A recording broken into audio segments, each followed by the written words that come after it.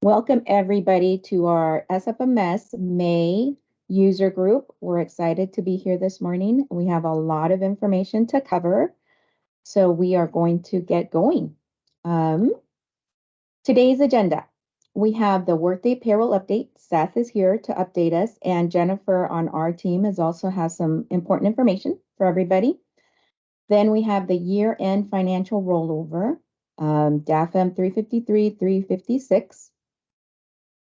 And then we have the expiring warrant due diligence information because it has started and we want to walk you guys through what the next steps will be. Then we have the year-end close, DAFM 351, very important for all of us. And we really want to kind of walk you through the different accounts that we have. But if you have questions, please let us know. If this is the first time you're hearing how we close out our accounting system, and what memo account and real account, what those mean, just at that basic level, please let us know because we want to be able to add knowledge to everybody. And so we have the year-end closing guidelines also because we are running 2 fiscal years, 2 bienniums. It's quite a complicated time for accountants. And so we want you guys to just kind of have some guidelines as you're answering those questions of how to account for things. What fiscal year do they go in? What biennium? All of that good stuff. So please, we're here to answer questions. And then your question is going to help other people. So please, and we have those sections at the end of every section. And then we have reminders and updates. We have some updates for you. And the financial screen, as you're seeing in the chat, if you just came on, is the 89 screen. And my first question was, have you used the 89 screen before? And I want to know the people that say no, because then, we want to have you guys know what it accounts for, what information it shows, all of that. And then requesting year-end reports.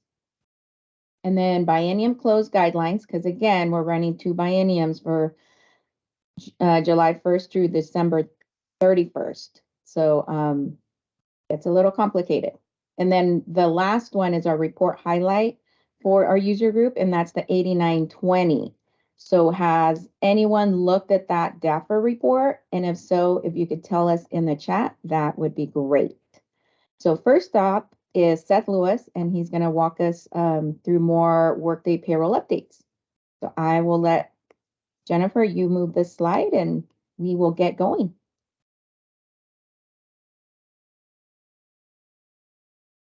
Okay, morning everyone. Again, thanks for letting me come here. Really appreciate it. This is Seth Lewis, and just here to give an update on where things are at with the payroll project. So we've been obviously in production for several months, but as far as where we're at with changes go, we've been asked by leadership to kind of hold off on changes since the middle of March, and we've letting the system kind of process as is to get a better idea and grasp of where things are at as far as moving forward with changes. So we are capturing and putting together priority lists currently to be able to look at making updates starting here this month in May. And we are compiling that list right now to be able to put before a change advisory board to be able to look at what we can get done by the middle for this next payroll run 1 for May. And then we do have some important items that we need to get in place, obviously, for the June payroll. And that's kind of where we're at as far as changes go, as far as what we call configuration changes. So we are having continuing twice weekly stand-up meetings with payroll partners.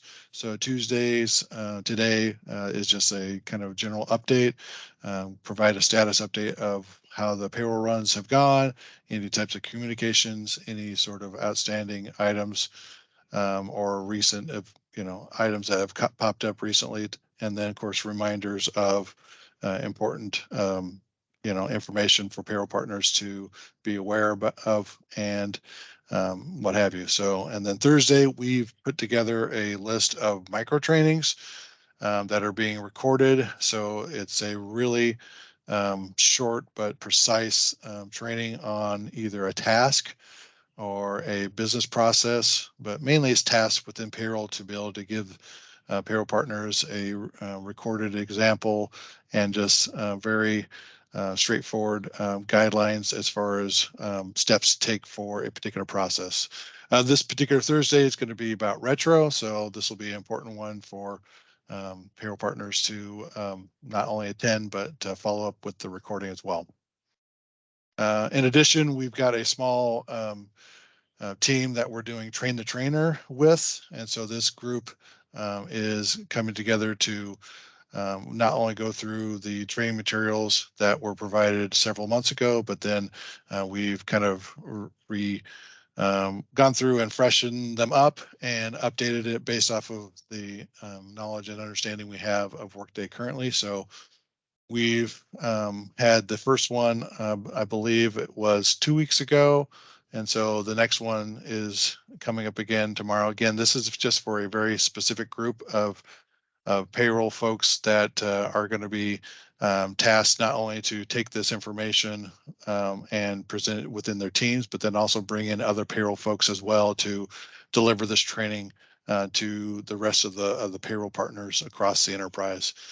So it's very tied to just the overall training that was done, but also be able to update it with, in particular, certain audit reports, exception reports, whatever that payroll partners will be asking them to continue to run to be able to work through the troubleshoot items within Workday. So. Again, the Data Mart for training that was done on April 20th. I've heard there was a great attendance that happened for that particular training. So hopefully people learned lots in that particular training on how to utilize the tables that are being populated with Workday information. OPE costs, so other payroll expenses. So we've been working with SFMS on solutions on how to reallocate that type of information, in particular for Run 2. We're continuing to have discussions with them on coming up with an automated process to help with that particular effort. We've also got Workday proper, the actual company themselves, providing us with some guidance and feedback on opportunities there to be able to help in that regard.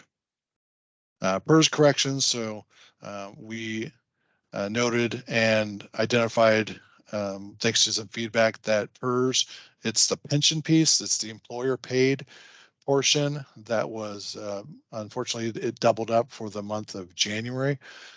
We did an update to that particular deduction code. It wasn't capturing a certain population, but unfortunately with that update, it also recalculated for employees for the month of January. We did those corrections in March Run 1 and Run 2, and then there's a still final cleanup that is being worked on currently. And just, yeah. I did have a question come in. Can we know how to attend or access this Thursday's May 4th micro training on RetroPay?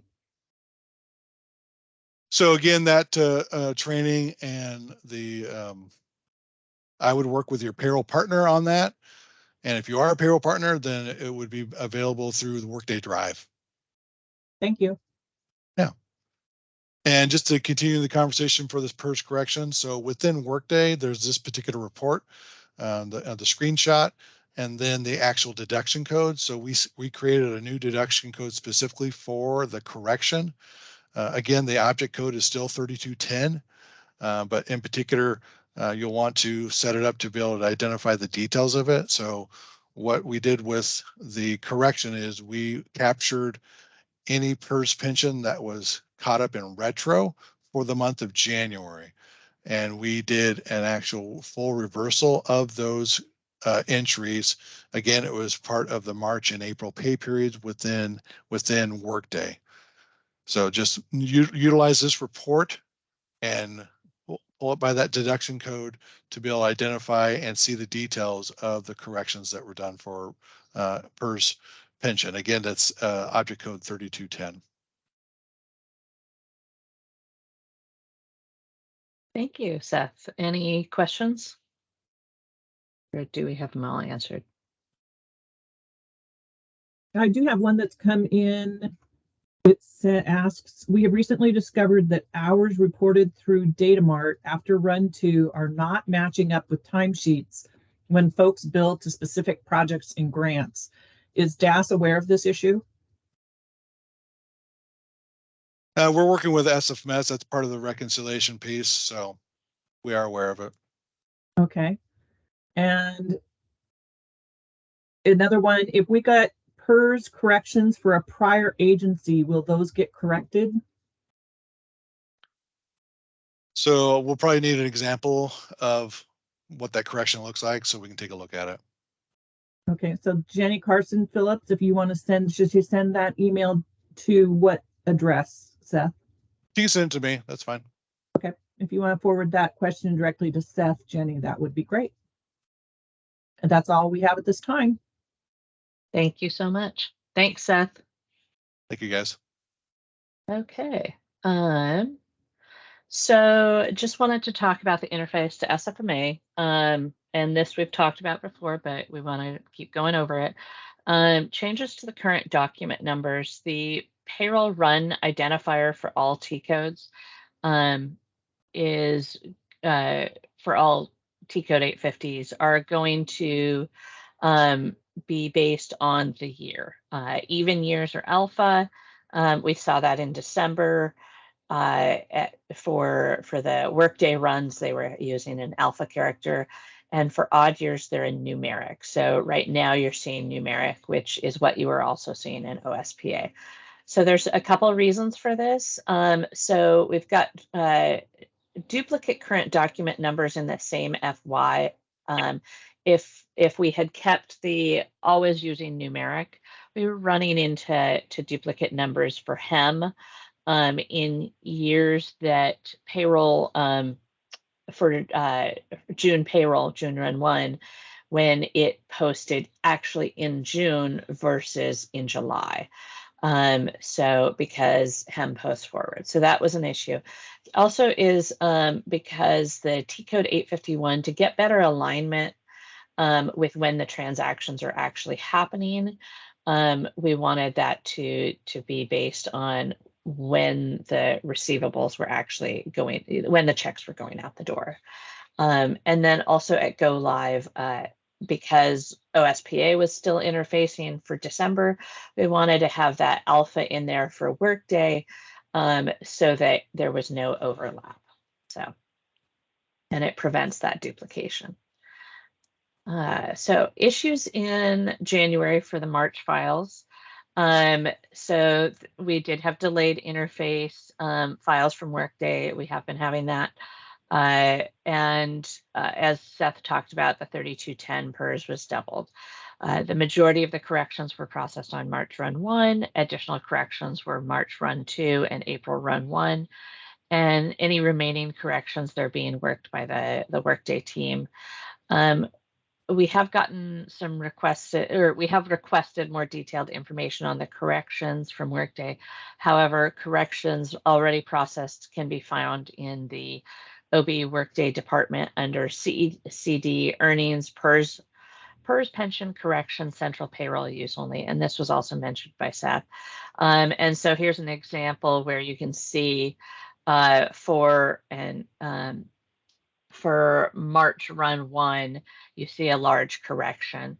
So this is an example of where the net was fairly small dollars as far as the PERS because it was overlapping with that correction. And so the positive amount that you were seeing was pretty small. So the multiplier issue, and that's one I'm not sure they've gotten an email out. However, PERS 3210 PERS pension and 3263 also, which is PEB deductions and fees, were affected by this. Primarily or only January run 2 and February run 1. They were all retro transactions. Workday Payroll is still working on obtaining exact data to provide to agencies for correction. Some agencies have already made corrections, and that's why we're not going to do the mass update that was done with the 3210 doubling issue. And then also SFMS Data Mart to Workday Data Mart, we're seeing some differences. For March Run 2, we're not seeing any for SFMS agencies. We are working on determining why. We've determined some of that, so the numbers are getting significantly better.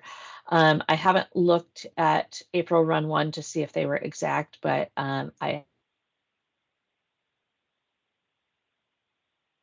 if not exact. So OB for Workday data and the dates. So last month we talked about this calendar that we put out. There were some updates, and what you want to look at is in Workday or in OB, you're looking for the CECD report effective date. It is subject to change, but it is based on the Workday processing calendar, and the link is in the slides. Okay. OB for Workday Data Mart reports. So one of the things that Aaron went through in his training was where he's put together some reports. They are in OB under shared folders, repository final. One is the Workday pay register. One is the Workday time calculated, which is similar to the B065C from OSPS, and it's hours based on input. And then Workday XREF 96C. This is using a what was the XREF 96C in OSPS and using that as sort of our guide for putting together the a Workday version. He did include a narrative for each report, and here's an example of one for the Workday time calculated. There's instructions that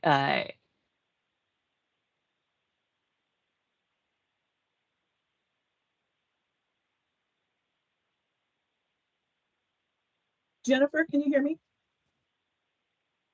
Jennifer? Jennifer? We seem to have Julie? lost the audio for Jennifer's Yes. presentation. So I think I will go Well- ahead and we can take control and move on to the next agenda topic and perhaps return to Jennifer's topic at the end of the Julie, I can hear you.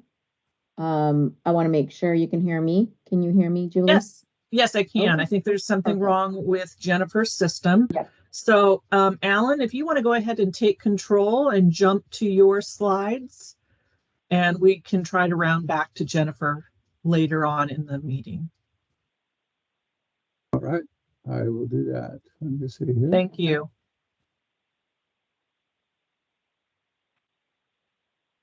Okay. So I'm Alan Park, and I'm here to talk about the year-end rollover process. So SFMA has two programs, DAFM 353 and 356, that roll account balances for select financial tables into the next year or 2 years. These programs run for 5 fiscal year tables every year and for 5 appropriation year tables each biennium. The programs are scheduled to run on the last business day of June. So this year that will fall on Friday, June 30th. The fiscal year tables affected by these programs are the cash control, document financial, grant financial, contract financial, and project financial. All balances will be rolled forward from fiscal year 23 to fiscal year 24.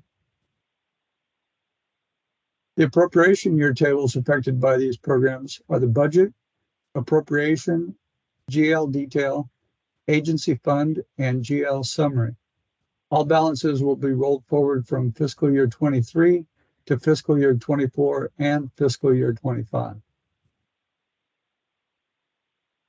I'm seeing that slides are not updating. Are you seeing them moving, Julie? I should be on slide number 20.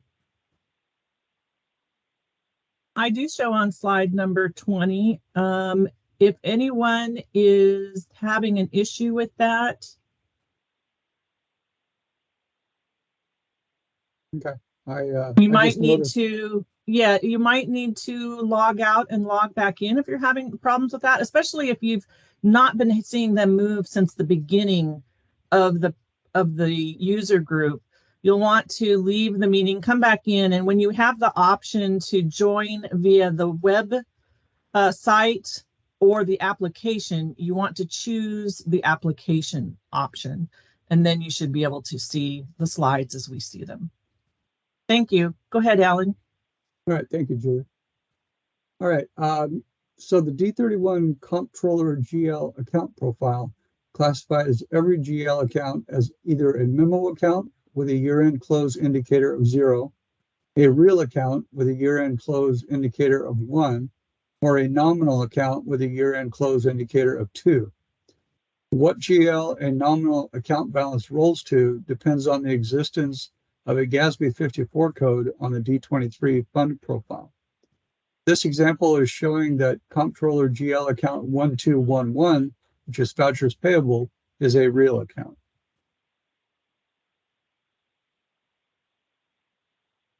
And now the slides are not advancing for me. This is weird. Clicking on the slide. Yeah, the slides are not advancing, Julie. I think you might need to take control back. Oh, didn't realize I had. Okay. You All gotta right. love live technology. Thank you, Alan. Okay, we'll keep trying this. We are on slide 21. Hopefully everybody is seeing slide 21.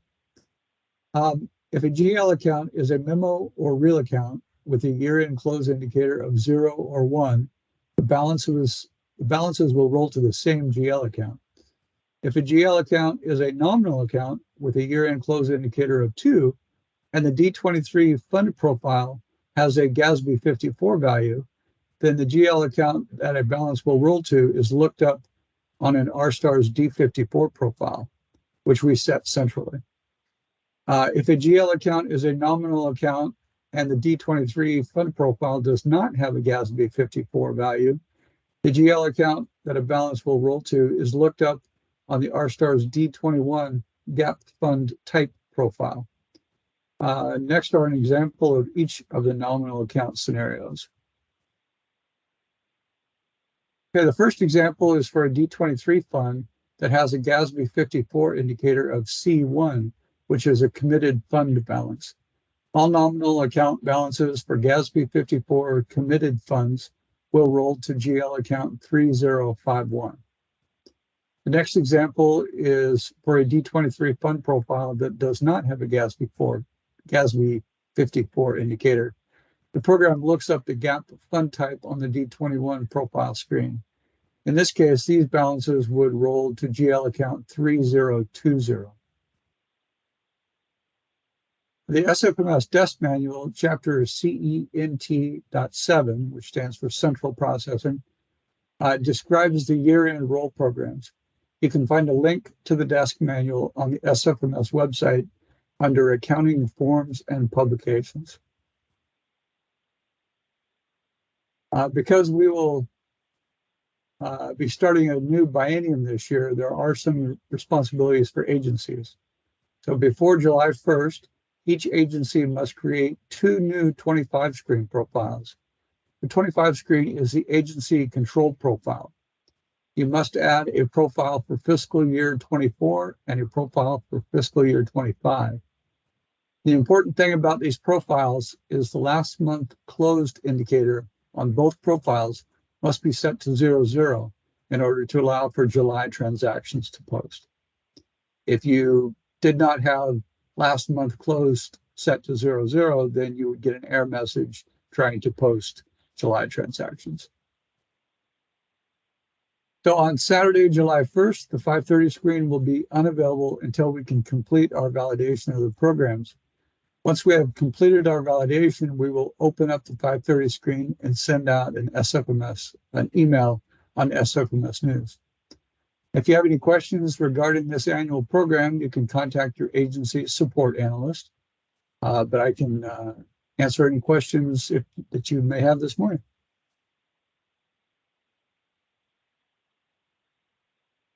Thank you, Alan.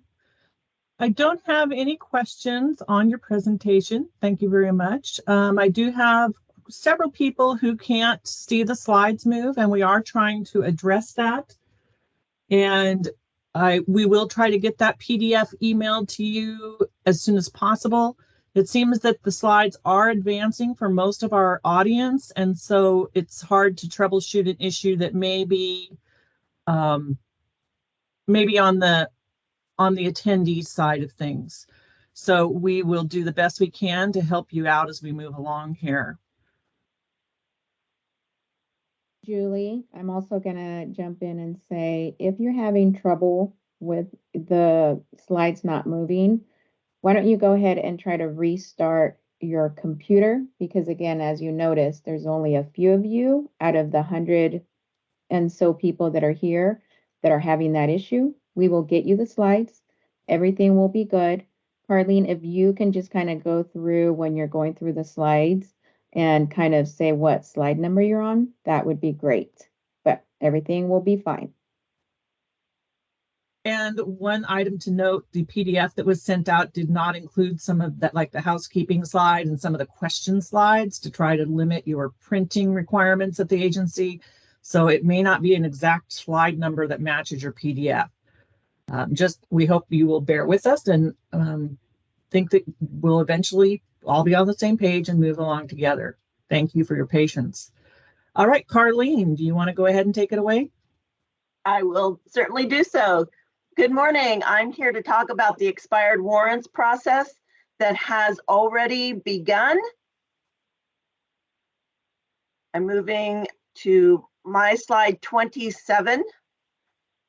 We're going to talk about stale dated warrants over 2 years and the XRR3 report. This is a report that I believe is in its second or third year in production. So this is a wonderful agency report. This is a report that is electronically generated, and you can pick up the current version that was produced in April. If the report is not there, then you do not have any expired warrants, unless you suspect that you should have just by your warrant aging report that you should be receiving monthly. But anyway, what this report shows is your agency, what Treasury Fund has expiring documents, what the document is, the issue date on it, what fund it is impacting or will impact, and the vendor involved, along with the warrant amount. So I just wanted to go over that briefly. So this report is available to all agencies and should be viewed electronically. It's not at this time being a printed report. We're trying to kind of discontinue that practice because this report can be quite large for some of the agencies. Anyway, so electronic is always better. The first report was available April 5th for agency initial review. If you did not pick that up, it is still available because those reports are available for 30 days. The next one will be available on July 18th after the Expire program runs on July 17th during the nightly batch cycle. What we are asking and what the agency's responsibility is for monies owed for more than $100 is determine if those monies are still owed to the vendor. So the agency needs to make an effort to contact the payee and then confirm if the payee wishes to receive the payment and confirm the address, complete stop payment request, and then submit the If they don't want it, you need to complete a stop payment request and submit to SFMS, and then reissue the warrant. I did see a question pop up briefly. I apologize. I will answer that. It's the electronic reports have all been set up and are in place for all the agencies. So it's already there, ready to go. So you don't need to do anything. We preset the agencies up at the time that these reports came online. So you don't need to do anything for that other than to go out and view it. Monies are not owed. If the monies are not owed to the vendor, then please complete an 8040 form and submit to SFMS prior to July 17th so that we can get those canceled out in a proper manner. Unless you have the warrant in your possession, in which case just follow the normal cancel warrant process.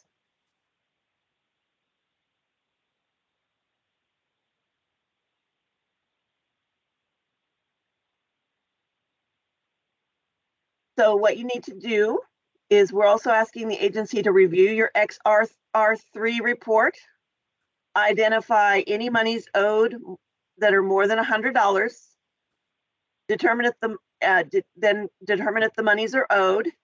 If it's yes, stop payment and reissue process. Allow to expire any monies that reported to the Department of Treasury as unclaimed property. If no, submit an 8040 warrant cancellation without the warrant in hand. So I know that's kind of a bit of a duplication, but some people like it one way and some people like it another. Expired warrants are on the 44 screen, will be in the status of E starting July 18th. They'll go to E status on July 17th during the batch cycle. Once they are in E cycle, we ask that you do not reissue the payments, that you do not send an 8040 form, and you do not send a stop payment form.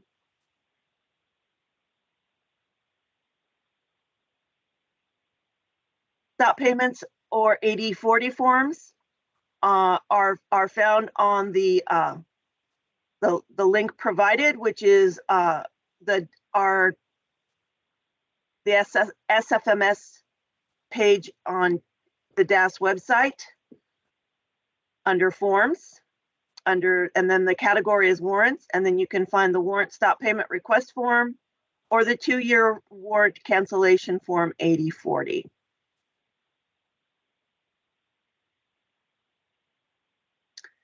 Our responsibility once the program has run is to review and reconcile all of the XRR to the XRP reports for any data errors, transfer and identify the identified expired other fund monies to the Department of Treasury, and those go into the Common School Fund no later than July 31st of 2023. We need to properly format and submit the information to Treasury for their unclaimed property group via the web portal by no later than October 1st. That's our submission date. Anyway, questions regarding this process or agency responsibilities, please contact me if you have any questions or concerns, or if you have, or if you believe you should have a report that you did not receive on the electronic website or other means. Any other questions? We do not have any questions, Carlene. I have put the address for the electronic report webpage in the chat. So if you aren't familiar with where those reports can be accessed, that's sitting in the chat for you. Perfect. Okay. Julie is up next with year-end close program.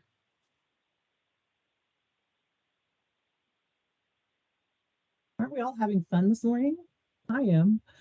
All right. Thank you again, Carlene. So it is that time of year for the year-end close program in R-Stars. This program closes nominal GL accounts into the appropriate equity accounts. It will leave nominal accounts with a 0 ending balance for FY23 and equity accounts with ending balances that include the activity for FY23. It will also set up FY24 with the same amounts as the beginning balances for that fiscal year. The program runs every year after the close of month 13, and this year it will close on Friday, August 25th. If you want to read more about the program after this presentation, you can visit the SFMS desk manual sent 5, where there's additional information. But we'll take a look at some of the important points now. To determine the appropriate equity account to close a nominal account into, the program first looks to see if the associated D23 fund is subject to the specific reporting requirements of GASB 54. If it is, the program will use the GL accounts and the transaction codes found on the D54 system parameters profile to complete the closing entries. If the D23 fund is not subject to those specific reporting requirements, the program will use the GL accounts and transaction codes found on the D21 GAAP fund type profile to generate the closing entries. The closing entries themselves will post as batch agency 999 with a batch type of Y, document type YG, and an effective end date of June 31st, 23. You've got to love June 31st. Any posting errors will be on the 530 screen for agency 999 the next morning. All right, some agency responsibilities before the program runs. Number 1, order the DAFR 8650 and the 8920 on either August 11th or August 18th. You may want to order them on the 11th and use that 18th as a second chance, just in case there are any issues with your 91 or 95 report profiles for your August 11th request. You'll have a second chance to obtain the reports. The agency will need these reports to verify the equity balances after the program runs. Number 2, update the 25 screen last month closed indicator for FY23 to 12 or less. It can be anything from 1 to 12. It just cannot be 13. You need to do this before 4:30 p.m. on August 25th. This must be done to allow those June 31st transactions to post when the program runs. Although the deadline is 4:30 p.m. on August 25th, please don't wait to the last minute to make this change. We will have to follow up with any agencies that do not have this indicator set to 12 or less before the program runs. So we appreciate it if you can do it as soon as you can. Then after the program runs, you have more responsibilities. Number 1, work with your agency support analyst to clear any errors that arise from those closing entries. Your analyst will reach out to you with an email about any errors, and also individuals at your agency that have a user class 48 can view the errors on the 530 screen under batch agency 999. After the agency has made any profile corrections, your agency support analyst will need to release those batches off the 530 screen. Number 2, after you have confirmation that all the errors have cleared, set the last month close indicator for FY23 to 13 on the 25 screen. This will lock FY23 from any further transactions. Your responsibilities continue. Number 3, the agency needs to obtain the DAFR 3511 General Ledger Close Control Report from the SFMA Web Reports website, and that's the link that I put in the chat earlier. The report, as all reports, will only be available on the website for 30 days, so August 26th through September 23rd, so don't delay in getting that report downloaded or printed. Agencies are subject to a 6-year retention period for this report. Number 4, after you have confirmation that all the errors have cleared for your agency, order the after versions of the DAFR 8650 and 8920. These are the same 2 DAFRs that you ordered before the program ran. So we affectionately call them the before reports and the after reports. We accountants are so creative this way. All right, finally, compare the before and after versions of the 2 DAFR reports to confirm that nominal account balances remain unchanged. So note, although the program has closed nominal accounts, the balances remain on these reports to allow agencies to view the activity. You also want to confirm that the balance in GL 2960, the revenue expenditure summary of the after report, offsets the sum of nominal balances. And confirm that equity GL accounts on the after version have the appropriate increase or decrease for the sum of the nominal accounts that posted to it. As always, please contact your SFMS agency support analyst with any questions or to report any unexpected issues after the program has run. Are there any questions on the DAP-M 351? I don't believe there are. So at this time, I get to introduce Liz Schultz, and she's going to cover the SFMS year-end closing guidelines. All right, thank you very much, Julie. I'm going to talk about the SFMS year-end closing guidelines today. So good morning, everyone. My name is Liz Schultz. I think just to start out, I'd like to know how ready everyone is for fiscal year end. Feel free to use a reaction, enter your comment in chat, but we are at the beginning of May, so it's going to be here before we know it. Okay, I'm seeing some thumbs up. That's great. Yep. That's kind of my reaction too, is, I think we're ready as we can be, but year end is always a lot of things going on, a lot of deadlines to track and be ready for. This is also going to be the close of a biennium. So we have AY23 that's going to be closing. So when we're going over these guidelines, there's going to be a couple of extra things that you're going to see related to that biennium close. All right.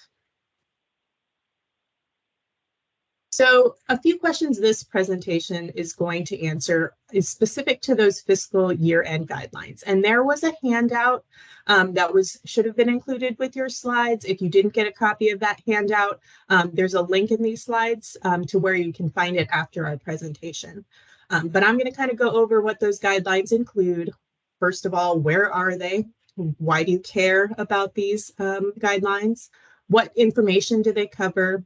The timing, when will it matter? A little bit of how we have them presented. It's in a table, so how to use that table to find the information you need.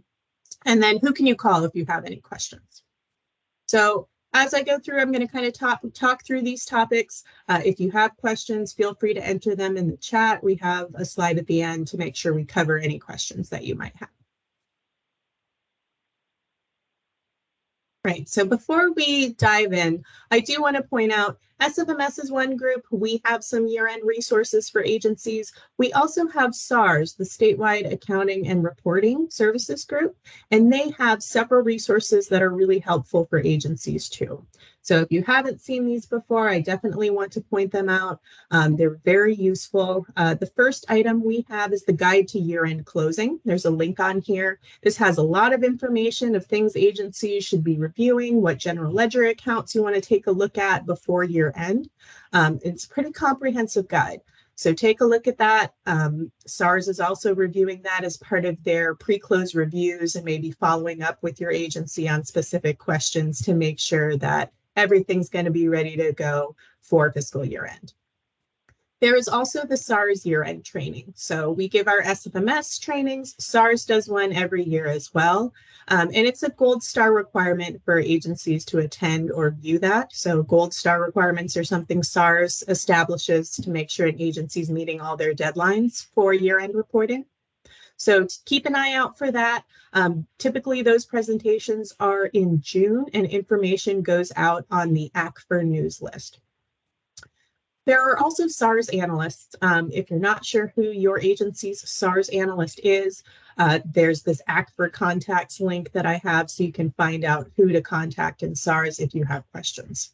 So SARS is really helping agencies answer questions on how activities should be reported for financial statement purposes. So if you have a question and you're not sure what GL something should be recorded in, or you're not sure of the accounting treatment for a specific GASB, contact your SARS analyst. They're going to be the best able to help you with those questions. Your SFMS analyst can help you answer questions on just the mechanics of making your entries. How do you input this into SFMS? What T codes do you need to use depending on what GLs you need to hit? And if you have questions, we always encourage you to reach out early. You may have something that's uncommon. It's not a common thing that agencies run into. So SFMS and SARS may need to partner to be able to get you the guidance you need on making that entry if it is something that's unusual. So if you're coming across something, earlier is better to give us some time. We don't want to have those last minute, hard close deadline coming up trying to figure out something complicated if we can avoid it. So definitely be thinking about that. Reach out early because we may need to coordinate with SARS to get you that appropriate guidance. Okay, so back to our year-end closing guidelines, and I am on slide 47 for those of you following along on the PDF. The year-end guidelines are a handout that was included with this presentation. We are also going to be posting them on our website at this link after the presentation. And they're very useful. I recommend saving off a copy, saving off a shortcut, because throughout year-end, this helps answer a lot of the most common questions that agencies have. So that's where you can find these guidelines. And really, why we've created these guidelines is a lot of agencies are facing the same types of questions. There's some specific guidance on how to actually make year-end accrual entries or what time period things need to be recorded in. So these guidelines are really helpful, specifically for closing out transactions for fiscal year 2023. We do update these guidelines every year. We have a version that we use when there isn't a biennium close, and then we have a separate version when there is a biennium close. So if you've seen this year-end close guidelines last year, there's going to be a few additional things on there from last year that are specific to a biennium close. But if you've gone through the process of year-end time and time again with SFMA, this should look familiar to you. We don't make a lot of updates to this. We're just kind of updating the time periods. So if you've gone through this process before of a fiscal year end and a biennium close, it's still a very handy resource, but you're not going to see a lot of new information on there.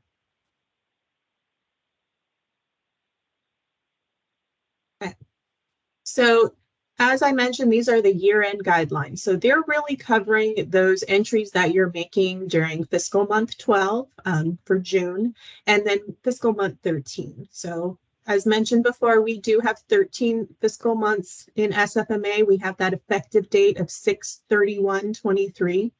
And fiscal month 13 is just this additional accounting period in SFMA after June month-end close that you can use for accruals or other year-end closing entries to give you a little bit more time to get everything ready, making entries that are specific for financial statement purposes. So if you're making an entry in fiscal month 13, the transaction effective date that you're entering will be 6/31/2023.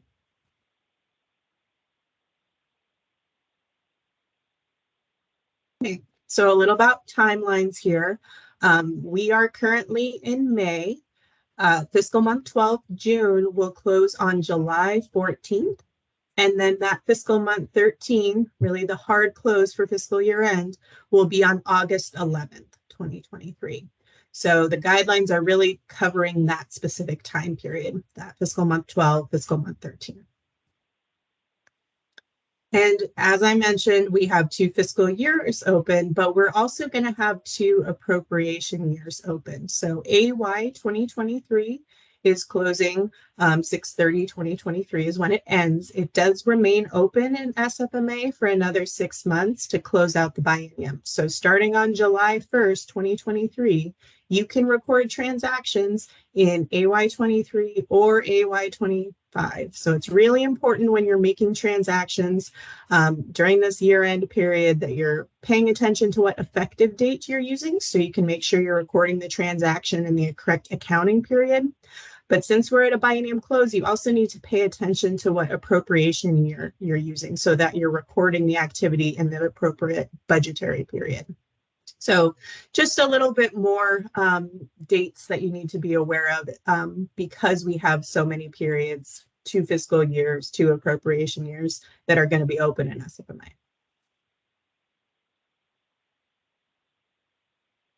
So how is the information presented in these guidelines? Again, if you've seen this before, it's going to be a pretty familiar format. We have topics laid out in a table. We have a separate column for how you treat it during fiscal month 12 versus how you may need to treat it in fiscal month 13. And we have various topics. We talk specifically about batches on the 530 screen, how to handle those for fiscal month 12 and fiscal month 13. We talk about balance transfers, cost allocation, deposits, expenditures, payroll, the 25 profile. And, you know, if you have suspense accounts, we have some guidance related to that, or if you have unearned revenue. So those are the topics that are going to be on all of the year-end guidelines every year. We do have a few additional topics related to encumbrances and general fund transfers that are specific to biennium close. So on the next few slides, I'm kind of going to give you an overview of some of the topics we cover. I'm not going to cover everything on those year-end guidelines. And I definitely encourage you to take a look at that information. Again, keep a copy close by or bookmark it. So when you have transactions, if you've got questions, a lot of those questions can be answered by the year-end guidelines. If not, reach out to your SFMS analyst. We can help provide guidance if something's not covered or if you're not sure. So the 530 screen, this is some information that's taken directly from the year-end guidelines. At the top of this slide, we have a couple of recommended tips that are important. The first is making sure you're using the F2 function key when you're trying to view a batch from the 530 screen. There's a couple different ways you can navigate into a transaction. If you use F4 change to try to look at a transaction, it can put an approved batch on hold because it's thinking you're trying to change the transaction, even if you don't actually save any changes and you're just viewing it. So we really recommend you use F2 details so you don't run into that situation where a batch gets put on hold and it doesn't clear as you would expect. Also, when 2 fiscal years are open, you cannot easily update the effective date on edit mode 2 batches. So the system's already created a record for that document on the 37 screen for that fiscal year. So if you accidentally recorded a transaction with a fiscal year 24 effective date, so let's say it was the beginning of July, this was something for fiscal year 23, but you actually entered it in with the July effective date, you realize it and you want to change it, you're going to actually have to delete that transaction and re-enter it with the correct information. If it's an edit mode 2 batch, the system will not let you just update the effective date. You'll get an error. So just something to be aware of. Be very careful when you're recording transactions to make sure you've got that right effective date on there. The table has some more information on what to do for different types of edit mode batches. So if you have questions on edit mode batches, we do have more information on our website on the different edit modes. You can see when you're viewing batches on the 530 screen, there is a column that will show you what edit mode the batches is in. So if you have edit mode 2 batches, they post to the financial tables as soon as the transaction is saved. So if you have batches remaining after month 12 or month 13 close in edit mode 2, they've already posted. So you should release them. You shouldn't delete them or change them because they have already posted as soon as they were saved. If you have an edit mode 0, 1, or 3 batch, these have not posted to the financial tables yet. They're on the 530 screen, but they won't actually post until they're released and processed through the nightly batch cycle. So if you have batches remaining after month 12 or month 13, you will either need to delete the transaction if it shouldn't have been posted, or move the effective date forward to an open fiscal month. And this is similar guidance to what we provide throughout the year when we're sending out 530 screen reports. But it's really important at fiscal year end that we get all of these batches coded in the correct periods and move forward if they cannot be recorded in the prior month, if that month's already closed. Again, if you have questions, reach out to your analyst and they can help you with this. The next section we have is specific to deposits. So a couple of tips at the top, the difference between cash recognition and cash availability. So both general ledger accounts, GL0065 and GL0070, are considered cash at fiscal year end. So if you make a T-code 190, it's debiting GL0065. It doesn't actually move over to GL0070 until that deposit has reconciled on the 13th screen. But when we're looking at the financial statements, if it's recorded in either of those GLs, it's considered cash. So cash availability is what I'm talking about when that deposit reconciles from the 13th screen. Then it will move from GL0065 to GL0070, and then you can spend it. The system doesn't recognize cash in 0065 as cash you can spend because it's waiting for that deposit to reconcile with Treasury. And since we are in a year that an AY is closing, really pay attention to when you're recognizing cash if it's general fund cash. There are some specific budgetary rules that general fund cash has to be recorded and recognized in the appropriation year it was received. So pay attention to that. We've got some information on the timing for recording June versus July bank activity. If something is recorded in July and you realize later it applies to June, we have instructions here on how you would accrue that for fiscal year end as well, with the specific T codes that you would use.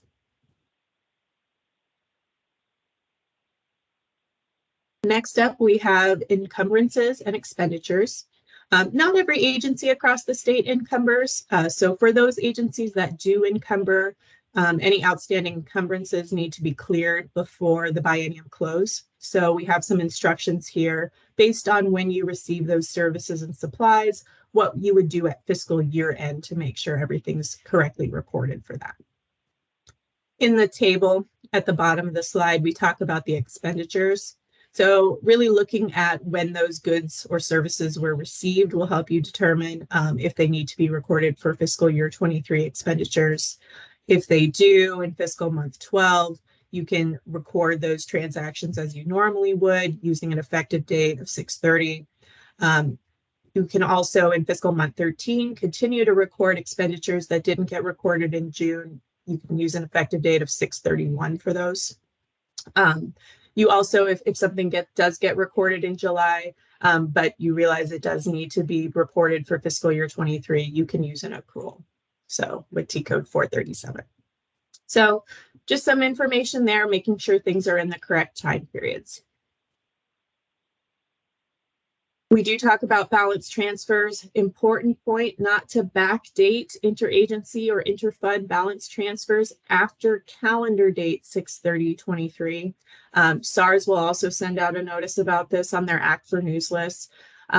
The only time something can be backdated is if it meets all three criteria on this slide.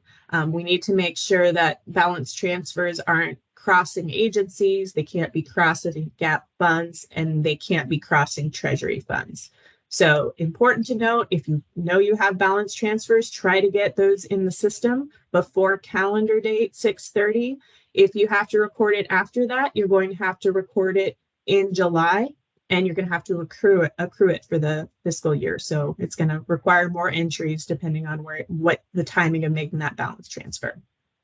And as I mentioned, biennium close, we're concerned with general fund. So if any of the transfers involve general fund, that transfer has to be recorded in the AY the transfer occurs.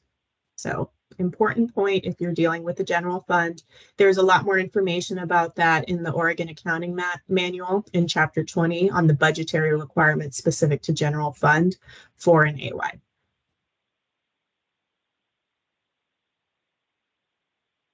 Okay. The next section we have is payroll batches. So you can see we don't have anything in fiscal month 13. We're talking about June payroll run 1 and run 2, and what you need to do to make sure you get that activity correctly posted. So I'm not going to walk through all the information on here. This is in the year-end guidelines, but it's really important to try to get those June payroll batches cleared, clearing any errors as much as you can. If errors can't be cleared in time, you may have to move the batch to July and then accrue it with T code 437. So there's some instructions here on the timing of that. And that kind of happens with run 2. It's posting. If you have some errors, you may need to move it to July and then accrue it. So shouldn't be any different from prior years. I know we have the change to Workday, but the guidance from SFMS for making sure payroll transactions are in the correct fiscal period has not changed. You may still need to accrue if you've done that in the past as well. Okay, a few reminders. Throughout this year-end guidelines, we have little tips and reminders. This slide just kind of summarizes where you can find that information. So on page 1, I talked a little bit about making sure to use F2 to view transactions. The fact that when you're correcting effective dates on track documents, that edit mode 2, you may have to delete the transaction and re-enter it if you entered it with an effective date for the wrong fiscal year. Page 2 gives more information about not backdating BTs.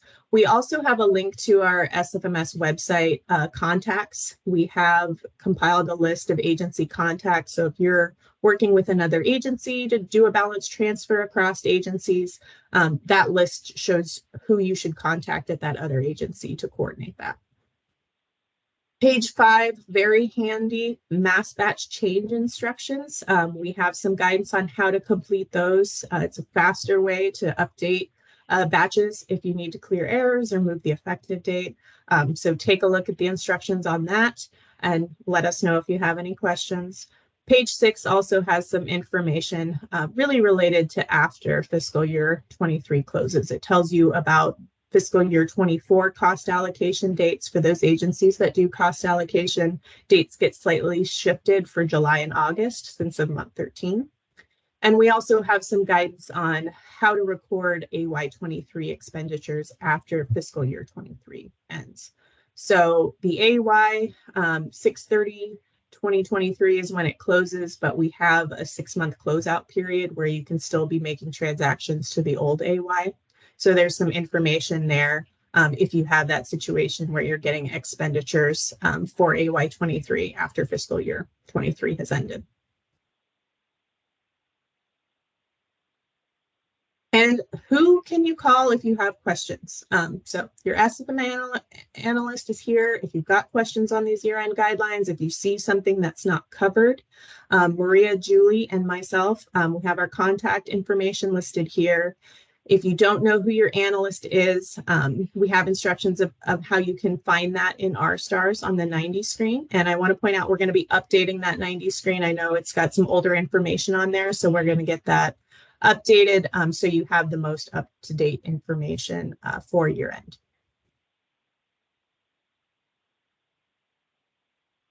And my presentation today was focusing on those fiscal year-end closing guidelines. We do have another handout for biennium close guidelines. So those will also be posted to our website after this training.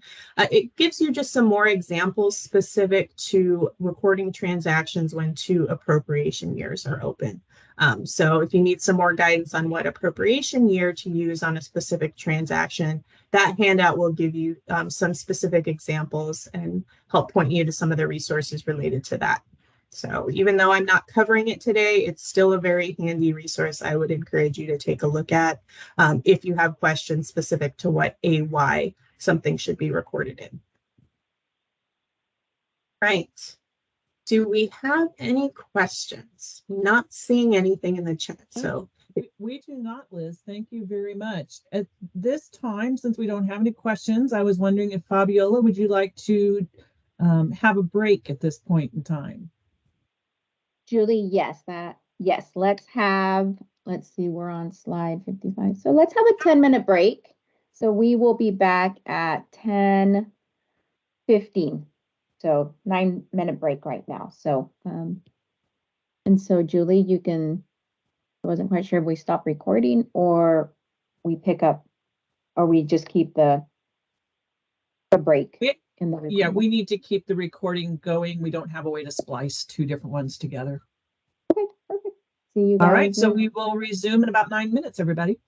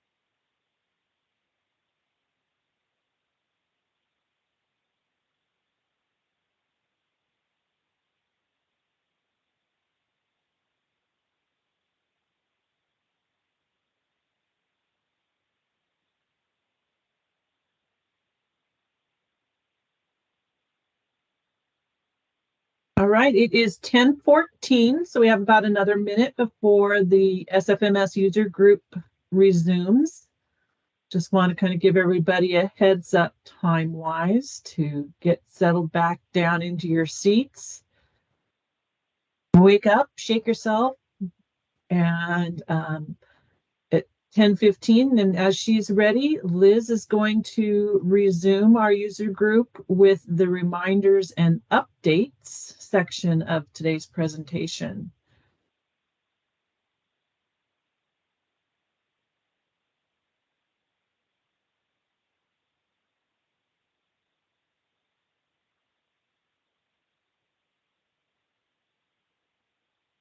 Julie, I'm going to take this minute to just jump in and ask. Can you please tell me if you're here? Can you please tell me in the chat if this is your first user group?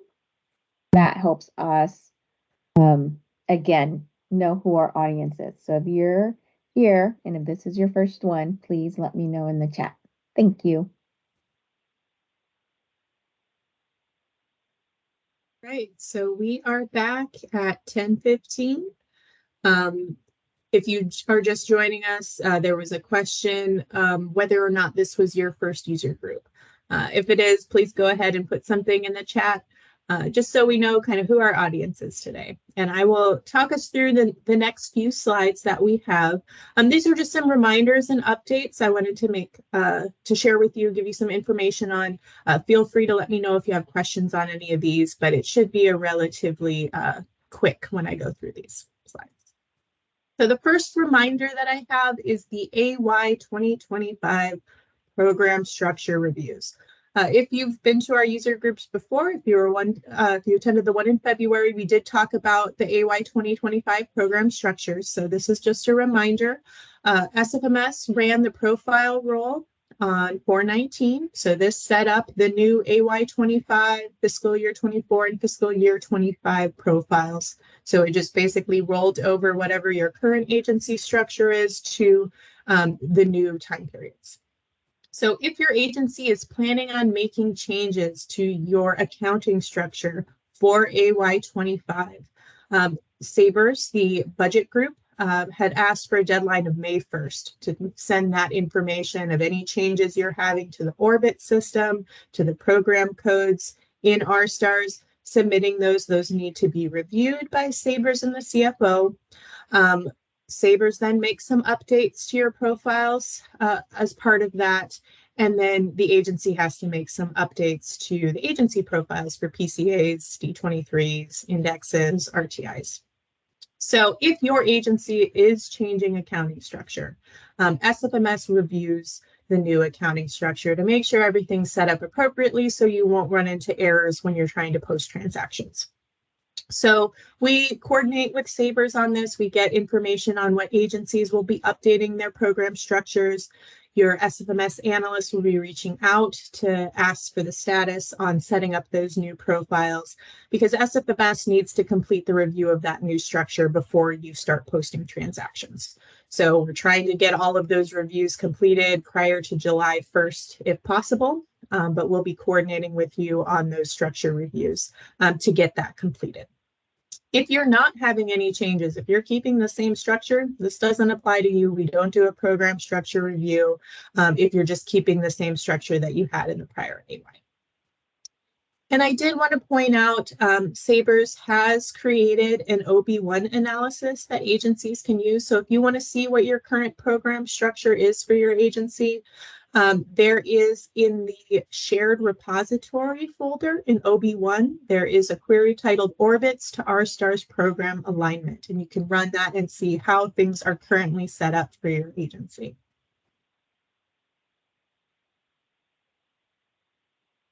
The next is just a reminder on GASB 94 and 96, and I think I saw a comment earlier when we were talking about year end, getting ready for it. GASB 94 and GASB 96 are two accounting standards. I have links here, so if you want to go look at the actual GASB standard, you can go take a read through that, see how it applies for your agency. But both of these GASB standards are effective for fiscal year 23, this fiscal year. So SARS has announced on their Act for News list, they are having a training. It's a required gold star training. It's going to be held on May 10th if you want to attend in person. They'll also be recording it so you can view that training. And that's going to give you more information on what agencies need to do to make sure they're complying with these new standards. If there's some reclassification entries you may need to make. GASB 96 and GASB 94 are going to have some new profiles in SFMA. So we are working with SARS to get those set up.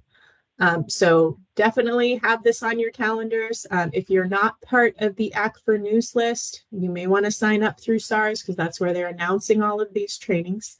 But definitely something to be aware of because it does apply for this fiscal year.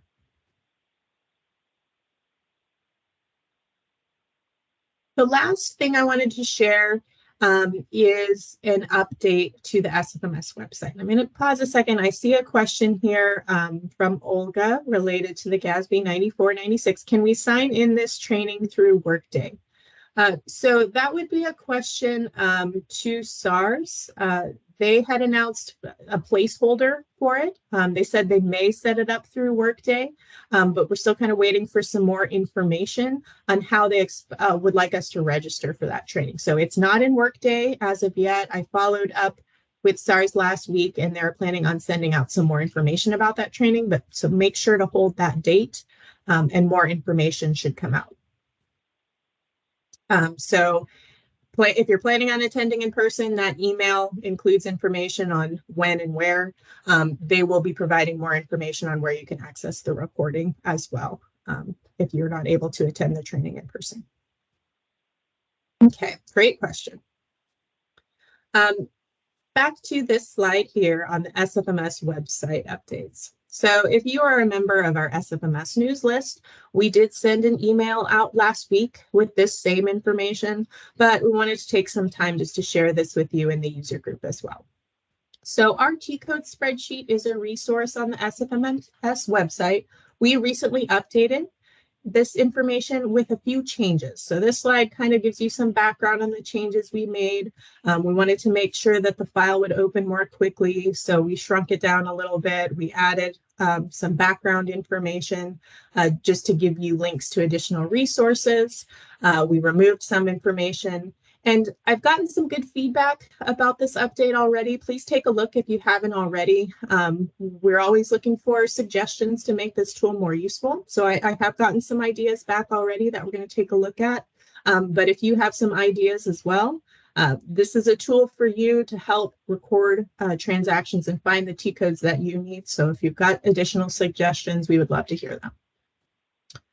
And I see Joy has a question on how we get onto the news list.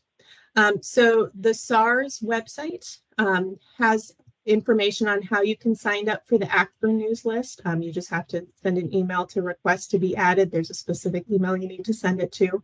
Same thing with SFMS. You can go to our website. There's information about the SFMS news list and the Data Mart news list that you can send an email to ask to subscribe to it, so you can get that information. And Joy, if you're having trouble tracking down those specific links on our website, you can feel free to send me an email. I can send you information on where you can find that so you can get signed up.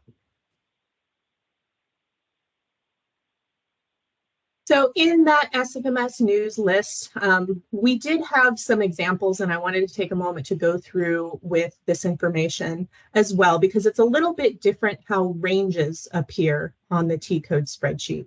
After we switch from Hyperion to OB1, this information is displayed a little bit differently in those tables. So I just wanted to point it out because it's a little bit different from what you may have seen in the past.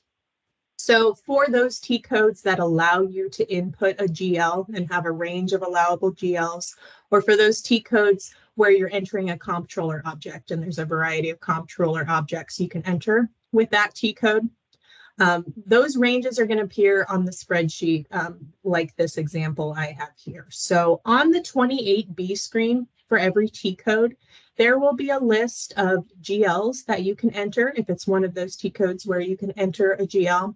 And there'll be a list of any comptroller objects that you can enter if that T-code allows it. And on our 28B screen in R stars, it just lists those with either a comma or a dash. So this first example, T code 113, has commas between, so you can enter any of these 3 GLs with this T code. Now on our T code spreadsheet, it shows this as a from and to. So it's trying to capture both ranges and if there's just a specific GL you can enter. So you'll see GL1 from and to is 3060, GL2 from and to is 3062. So it's still the same information. This T code is only going to allow 3 GLs. It's just displayed a little bit differently. In our second example, we have a T code 334 that allows a range of GLs. So it has a dash on the 28B screen where it will allow 3041 through 3045 and 3051 through 3053. So that displays on the T code spreadsheet with those ranges. So you can see GL1 from is 30401 and 2 is 30405. So I wanted to point that out. Still has the same information, but may be displayed a little bit differently than what you're used to in the past in this T code spreadsheet. And the same will be true for the comptroller objects as well. In addition to the T code spreadsheet update, we've also added 2 new reference lists to our website. So we hope these are useful for you. These are just different lists of all of the comptroller objects and all of the general ledger objects that are in the system. And it also includes the roll-up. So for a specific comptroller object, what comptroller source group does it roll up? How does it roll up for financial statement reporting for the GAAP object? This spreadsheet has all that information, so you can sort if you're looking for a specific comptroller object, or if you want to see all comptroller objects that roll up to a specific GAAP object, you can filter to find that information. We also have the general ledger. You can look at specific general ledgers, see how they roll up for GAAP purposes in the ACFR. So there's different columns there. So you can see what rolls up as cash and cash equivalents. You can filter to see all asset GLs.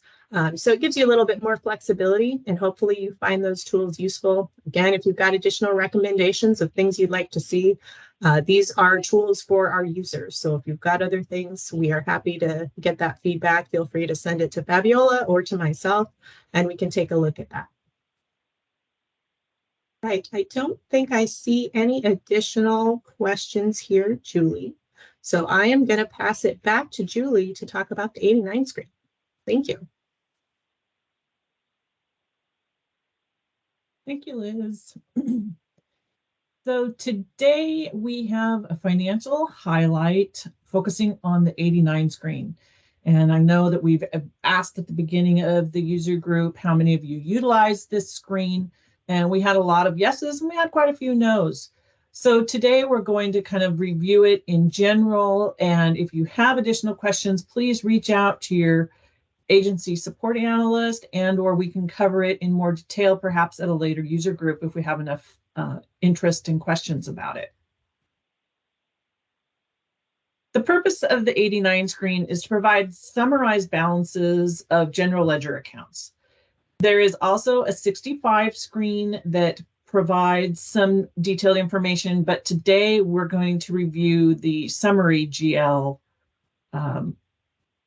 account inquiry screen, or the 89 screen.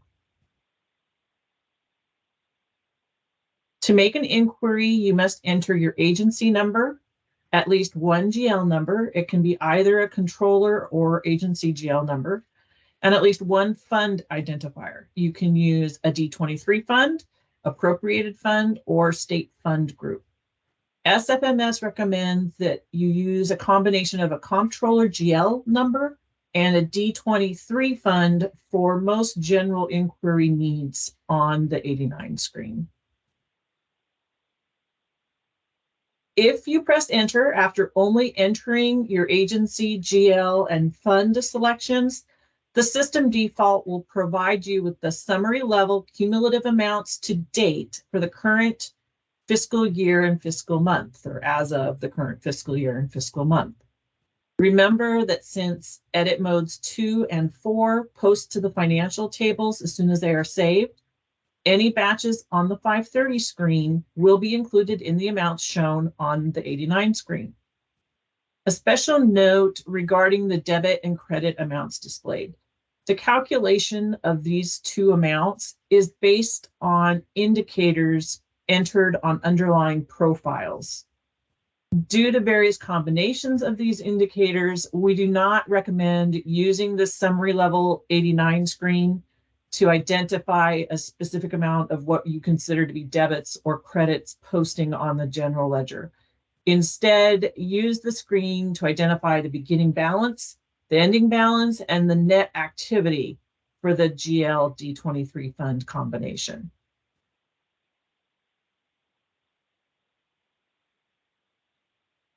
To verify a general ledger balance for a time period other than that provided by the default, still use an S for the summary level indicator, inquiry indicator. Still enter the agency, GL, and D23 fund, but then also enter the inquiry type, the inquiry year, and the inquiry month for the time period you desire. I've listed here the inquiry types for reference purposes. So for example, if you want the balance for FY20, you would enter inquiry type MY, inquiry year 20, and inquiry month 13 to get the entire fiscal year 20. Another item to note, SFMS does not recommend attempting to limit a summary level result by the other criteria on the 89 screen, such as the T code or grant or project. Similar to those debit and credit amounts, the summarization of amounts using those filters is determined by indicators on their underlying profiles set by each individual agency. In addition, although those indicators on those profiles can be changed, transactions that were posted prior to a change will remain summarized by the indicators that were in effect when those transactions were entered. So you can have similar types of transactions handled in different manners depending on if indicators were changed on the underlying profiles. The 89 screen detail balance indicator can be used to dive or drill deeper into a general ledger balance. So you would use D for detail level inquiry rather than an S. On the detail level inquiry, you can press F5 to scroll through all available combinations or used combinations of org code, T code, grant, project, G38 code, and agency code that your agency has set up to be tracked on the summary general ledger table. You will notice I have included another caveat regarding how indicators on grant and project profiles will determine whether amounts will be categorized by those criteria on this screen or not. Some agencies have grant and profile transactions posted to the summary GL table, and some do not. You need to check the 29 and 27 screens for your agency to see which indicators your agency uses. Another option you have with the detail level inquiry is the ability to drill down to specific transactions that meet the criteria, the filter criteria on the screen. Due to the vast number of transactions you can imagine that are on the summary general ledger table, we have to limit this ability to a specific month of inquiry, and you have to use an inquiry type of MA. You can then place your cursor on either the debit or credit amounts on the screen and press F2 for a listing of transactions. You can then put an S in front of one of those transactions and press F2 to view a detailed screen of the transaction. Due to the complexity of the debit credit calculation situation, if you don't see an expected transaction under perhaps the debit, go back and try drilling down on the credit and see if it's just not where you intuitively thought it would have been recorded. One specific exemption to drill downs is for months when activity nets to zero. In this situation, the amount of the debit or credit will be 0, but if you attempt to drill down, you will receive a message that no record is found. In this case, you may want to use the 84 or the 86 or some other inquiry screen to view the transaction you're looking for. I know that I seem to have mentioned a lot of caveats and cautions, but the 89 screen can really be very helpful if you just keep those kind of things in mind. In particular, the 89 screen is quite helpful to quickly identify beginning and ending balances for a specific time frame. It is also helpful to find a specific transaction when you don't know the document number, but you have an idea of the GL number, fund, and month that that transaction was posted to. You just want to be cautious not to misinterpret results by attempting to filter summary level inquiries or by not verifying your indicators on underlying profiles when you utilize a detail level inquiry. Are there any questions on the 89 screen? I missed how you go into the drill down from the 89 screen. All right, so you have to, when you're on the 89 screen, you want your summary, detail summary indicator has to be D. You have to have an inquiry type of MA, and you have to have then what month you want to drill down into. Once you've entered those, make sure those 3 indicators are set that way. You can then place your cursor on the debit or credit amount and press, I believe it was F2. Yes, F2. Hopefully that works. Elizabeth or anyone else, if you're still having difficulty in trying to access that drill down or in using your 89 screen, let your agency support analyst know. Are there any other questions?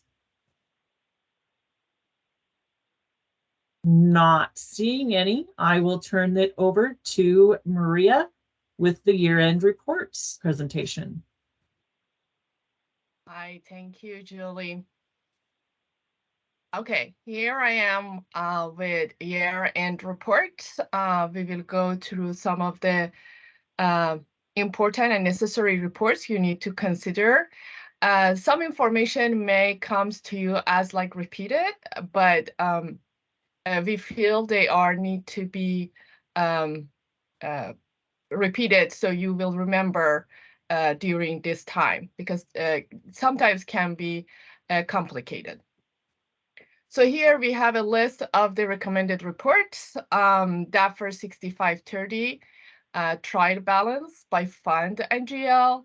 DAFR 6610 will give you agency operating statement. DAFR 6620 will give you agency balance sheet.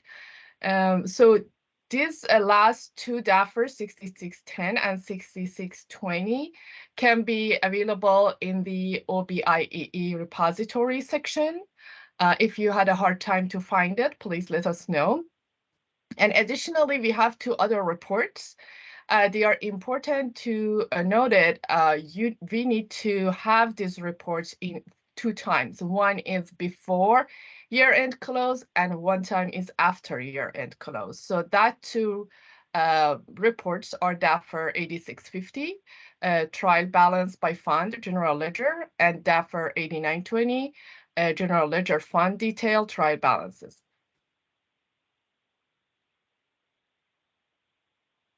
One of the important item during the year-end close is timing and effective date on your transaction.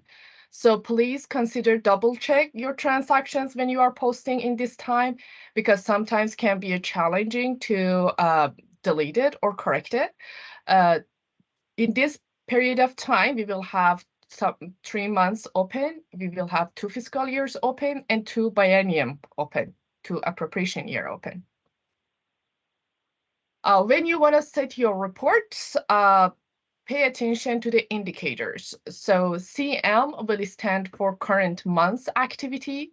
That means your report run for all the activities happen on current months. PM will stand for prior month's activity. CC will stand for last month's closed. CY will stand for current fiscal year activity, and PY is prior year fiscal year activity. So when you want to run the reports for month 12, which will be for June close, that will happen on July 14, 2023. Pay attention to have, for period 12, pay attention to have fiscal year 23 on your report. Here's a small little example we have. I said for DAFR 6610, frequencies was July 14, but FY, even though July lands on fiscal year 24, but I want the report for fiscal year 23, and I want for period 12. And here's an example of that report, how that will look like. And if we consider to run reports for month 13, for the brand new employees, government has 13 months, and June 31st consider as a month 13. And that just give an extra cushion to accountants to post all the transactions for year-end close. For all the reports related to month 13, we will consider have fiscal year as a 23, even though we will run these reports on August 11 of 2023, still we are running this for the activities happened on fiscal year 23. And here that 6620 report will look like. And these are just small examples for you. So we had that 2 reports. We have to order them before year-end close and after year-end close. For these ones, we will consider have for period 13 and fiscal year will be 23, and it will be frequency will be for August 11, 2023. And in any point of the time, if you had any questions about the reports and indicators, how set up on 91 screen, always you can refer to 90 screen and simply just type the DAFR and number of that report. In this case, my example was DAFR 8920. And as you see, it will give you brief description and indicators how you set them up on 91 screen. And here's an example for this report.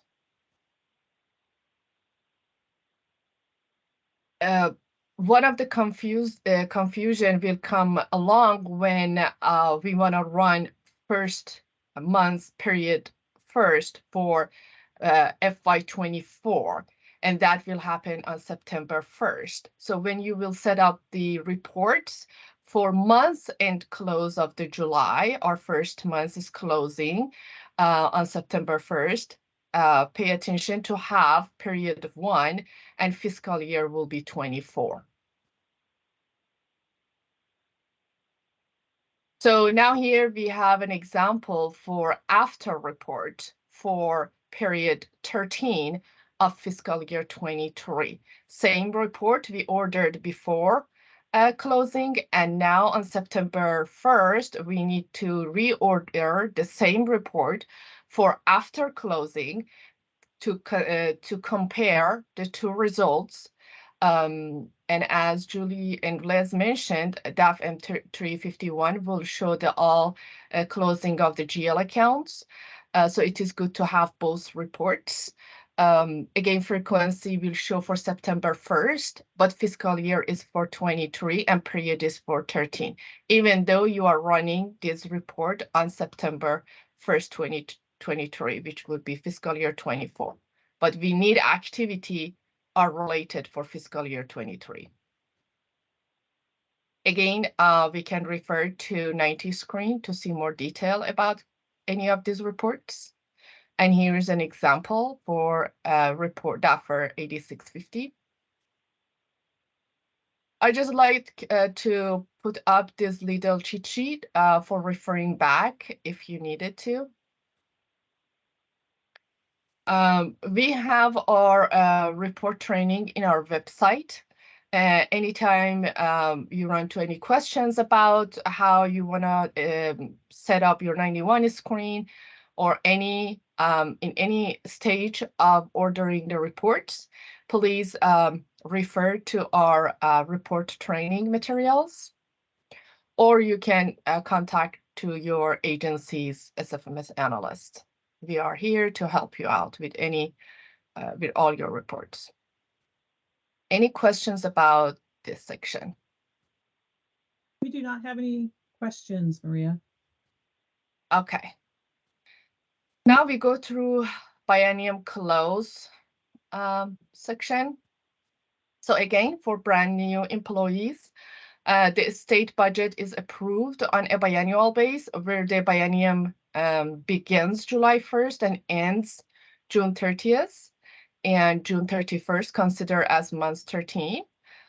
We are going to close AY 23, so all activities are between July 1st of 21 and June 30 of 23, and we are going to open a new biennium, which will be AY 25, will be start from July 1st of 23 to June 30 of the 25th. GAAP standards determine in which fiscal year a transaction should be recorded, whereas the budgetary account standards established in this policy determine in which appropriation year, biennium, a transaction should be recorded. And that's, you can refer to OAM if you have any question about this, but this is very important to have in your mind when you are setting the effective date on your transactions and fiscal year. Unexpended appropriations at the end of each biennium are available for subsequent expenditure to the extent that liabilities have been incurred on June 30, provided payment of liabilities is made during the succeeding 6 months period of July 1st to December 31st. I have not corrected the statement for December 29, since in this year we are closing on December 29. Since this was a paragraph from OAM, I want to keep it original.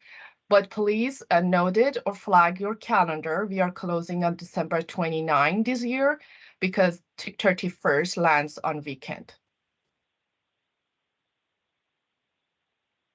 Any remaining unexpended appropriations lapse December 31st following the end of the biennium, except for appropriations related to capital construction. Before the end of AY 23, agencies must review all document-supported general ledger account balances to prepare for the lapse of appropriations. And for supported transactions, we can always refer back to 64 screen to see the activities. Document supported GLs are in 3 groups: encumbrance, account receivable, and other non-receivables. Let's dive in.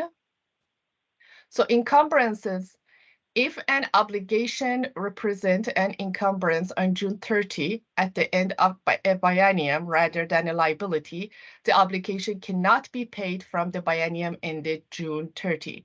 Furthermore, the encumbrance must be canceled and reestablished in the new biennium by the close of month 13.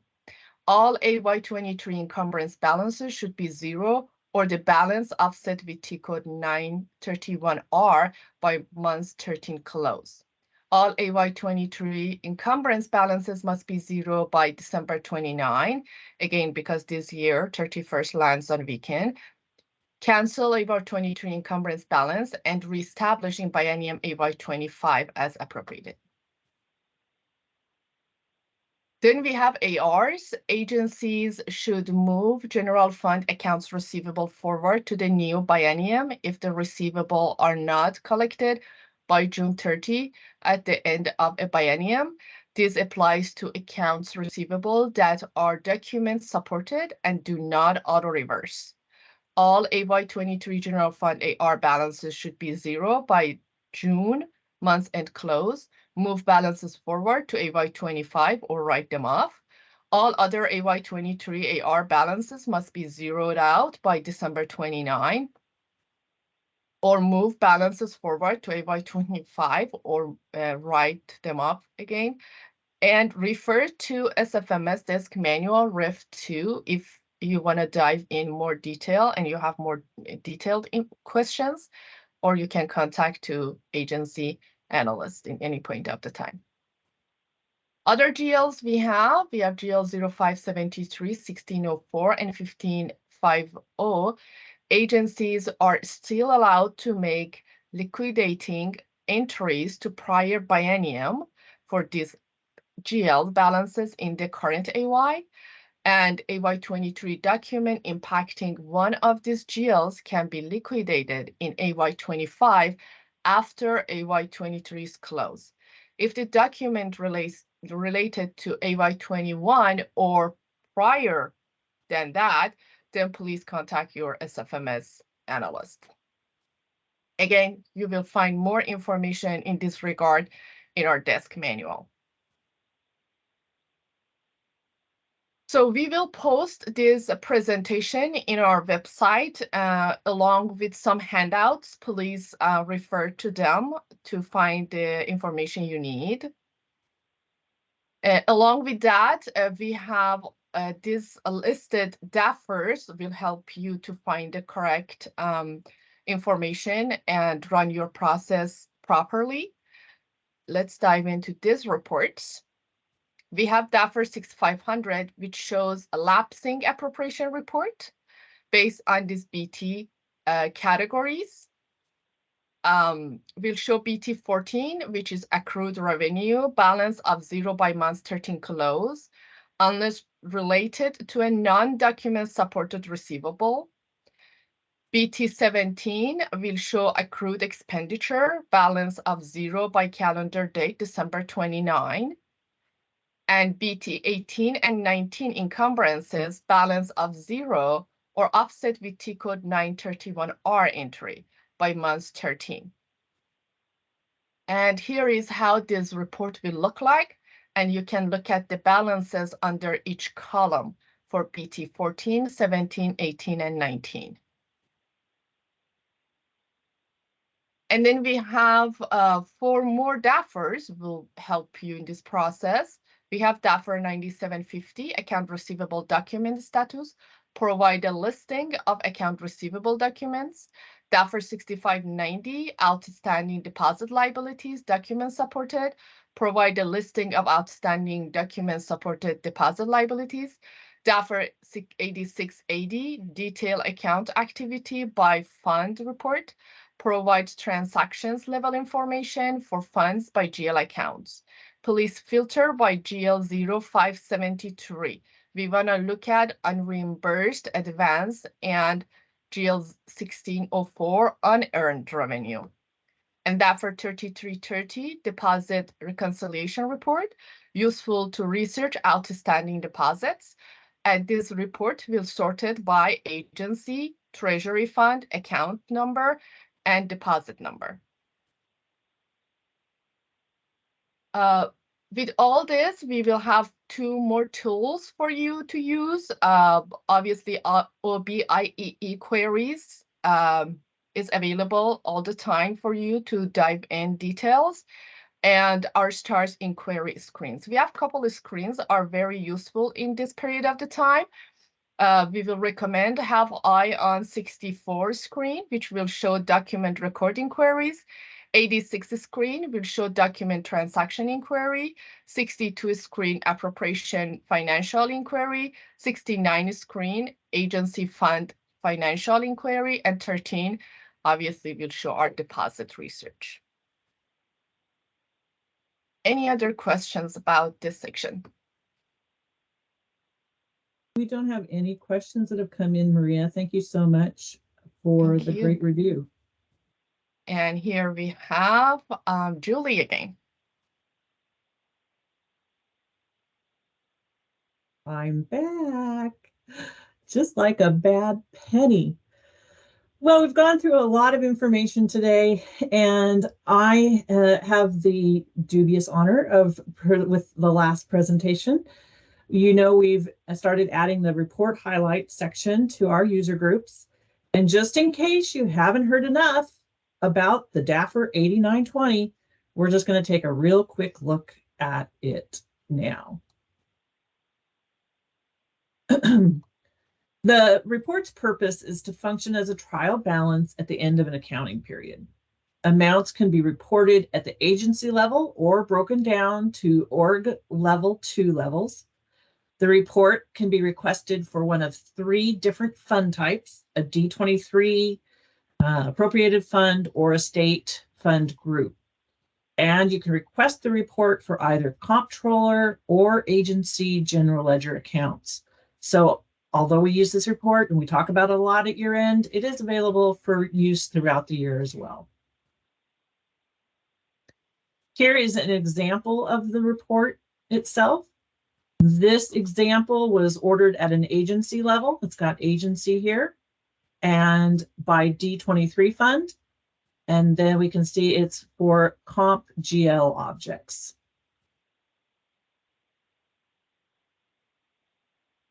Few items of note. You can indicate the reporting levels that you want on the 91 screen when you request the report, when you order the report. As mentioned earlier this morning, numerous times, I think we really want you guys to remember this, the report is required to be ordered before and after the DAFM 351 year-end close program. And I think we can all say this together. If you have questions, contact your agency support analyst. You can also check with your own agency reports coordinator. This is a new position that we've identified at the agencies for somebody that has a little more experience ordering reports and might have some additional information that can help you. There's also information in the ordering year ends portion of this presentation that Maria just covered. And the R-Stars report guide is a great resource when you're trying to order reports as well. But as always, we are here to help. So don't hesitate to reach out. And I see all the nice comments about pennies. Now, if I had a quarter, I'd definitely pick that one up. Does the lucky quarter have the same feel as lucky penny? I don't know. Fabiola, do you want to go ahead and wrap up today? I do, Julie. So just a couple of reminders. We have our D23. We're excited. This year we had a basic D23 training early in the spring, and now we have an advanced D23 training on May 23rd. So you will see that come out through our listserv shortly. We just got to push it out to Workday. And then we will meet back up on November 7th for the next user group. So we just want to thank everybody. But before we go, since we have just a little bit of time, so for the new people, I did ask right after our break to let me know if this was your first user group.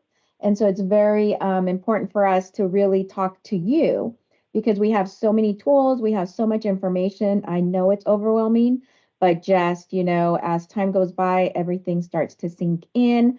I encourage that all of the new State of Oregon accountant series, please take Julie's training. We have trainings twice a month and we send them out every single month. Please schedule yourself out for those days and really go through our training program because that is the way you're going to connect all the dots. So just please, when you see that, because it's going to probably come out today or tomorrow, please sign up for that and please talk to your managers because they know how important it is for you guys to understand the accounting system at your different levels. So thank you again, Julie. We can stop recording and I'm going to pause for a minute.